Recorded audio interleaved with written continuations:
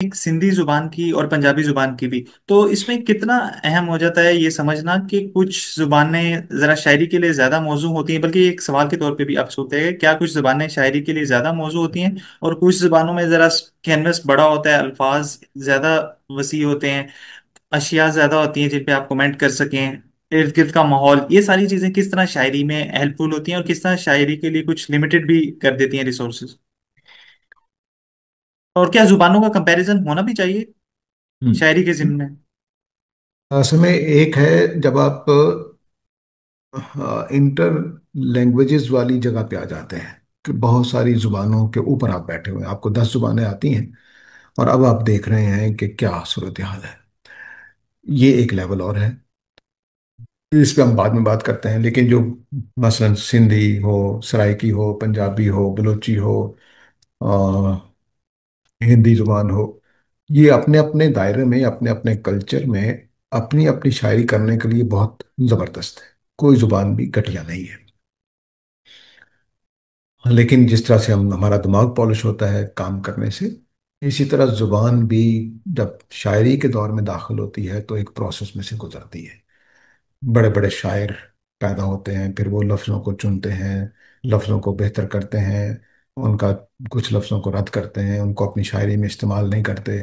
तो इससे फिर जो समझिए कि एक छलनी सी लग जाती है, जिसके बाद अच्छे अल्फाज, अच्छे असालीब शायरी की सूरत में महफूज हो जाते हैं और एक स्टैंडर्ड बन जाते हैं कि ये लफ्ज़ शेर में इस्तेमाल होगा, ये इस्तेमाल नहीं होगा। अगर कोई ज़ुबान इस प्रोसेस में से नहीं गुजरी, शायरी के दौर में दाखिल नहीं हुई, तो उसके अंदर ये प्रोसेस छलनी वाला नहीं होगा, जिसके नतीजे में फिर हम कह सकेंगे कि ये ज़ुबान अभी अच्छी नहीं है शायरी के लिए। लेकिन मैंने बहुत प्रिमिटिव दौर की बात जुबानों की, जैसे अरबी है, तो अरबी मैंने नबी करीम सल्लल्लाहु अलैहि वसल्लम से पहले वाली जो शायरी है उसको भी पढ़ा है। तो उसमें अगर आप देखें तो वहाँ पे बहुत रिफाइन किस्म की शायरी हो रही है। इसका मतलब है कि पिछले एक लंबे अरसे से शायरी हो रही थी, लेकिन हमारे पास जो पहुंची है वो काफ़ी बाद की है। तो एक रिफाइन किस्म के अच्छे अल्फाज चुनाव उनके अंदर मौजूद है। तो ये जुबान को शायरी के काबिल और शायरी के नाकाबिल करती है। लेकिन अब हम मिसाल के तौर पर हिंदी, उर्दू, फारसी, इसकी कुछ समझ रखते हैं। तो मेरे ख्याल में उर्दू के मुकाबले में फ़ारसी शायरी के लिए बहुत अच्छी है, और हिंदी के मुकाबले में उर्दू शायरी के लिहाज से बहुत अच्छी है।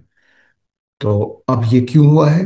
क्यों हुआ है कि मेरे जो माइंडसेट है इस्लामी तहजीब के अंदर और इस पहलुओं से, और हिंदुस्तानी और पाकिस्तानी होना और कल्चर और तहजीब, इसके अंदर जो मेरा दिमाग ढला हुआ है, उसके लिहाज से मुझे फ़ारसी में वही बात, फ़ारसी में आप कहें तो वही मजमून बिल्कुल ठीक, आप कह लेंगे डिटो कॉपी जो है, उर्दू वाला मजमून अगर फारसी में आ जाए तो वो यहाँ लगता है, और उर्दू में हो तो वो यहाँ लगता है, हिंदी में आ जाए तो वो और नीचे लगता है, मजमून वही होगा।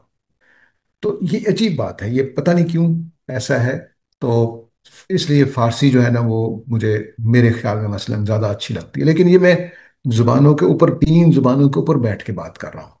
लेकिन मैं उर्दू में देखूं, जब तक मुझे फारसी नहीं आती थी तो मुझे उर्दू में क्या बात थी, पंजाबी में क्या बात है। और बल्कि जो ओरिजिनल जुबानें हैं जैसे पंजाबी है, सराइकी है, सिंधी है, इनमें शायरी ज़्यादा गहरी होती है। मसनूई जुबानों में जैसे उर्दू और अंग्रेज़ी है, ये मसनूई जुबानें हैं, इनमें शायरी उतनी गहरी नहीं होती, क्योंकि इसकी रूट्स बहुत गहरी नहीं है। हाँ अलबत्ता उर्दू में वो लफ्ज़ जो पंजाबी से आया हुआ है, तो अगर उसके साथ पंजाबी की वो जड़ें जुड़ गई हैं तो फिर ये गहरा हो जाएगा, वरना ये गहरा नहीं रहेगा।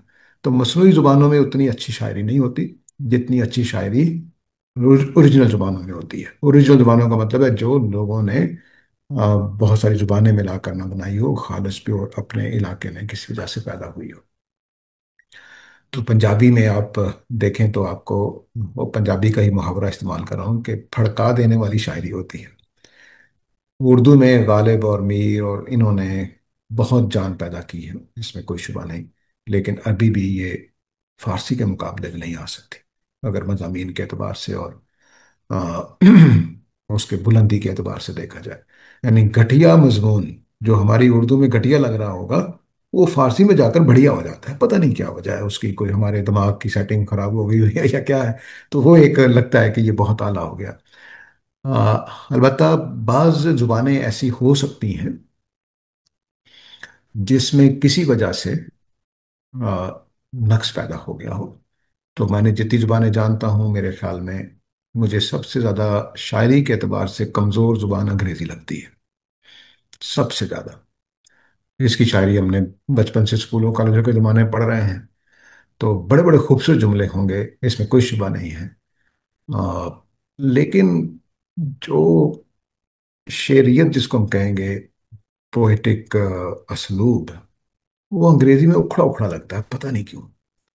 शायद दुश्मनों की जुबान रही है, हमारे आकाओं की जुबान रही है, और वेस्ट के साथ कुछ।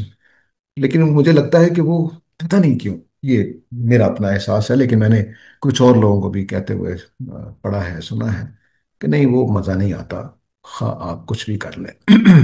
तो मैंने एक दफ़ा किसी साहब को कहा कि भाई जो पाकिस्तानी खानों का जायका ना, वो मुझे कहीं नहीं आता। तो उन्होंने कहा कि यार तुम्हें ऐसा लगता है, वो मलेशियन को मैंने देखा, वो भी यही कह रहे होते हैं।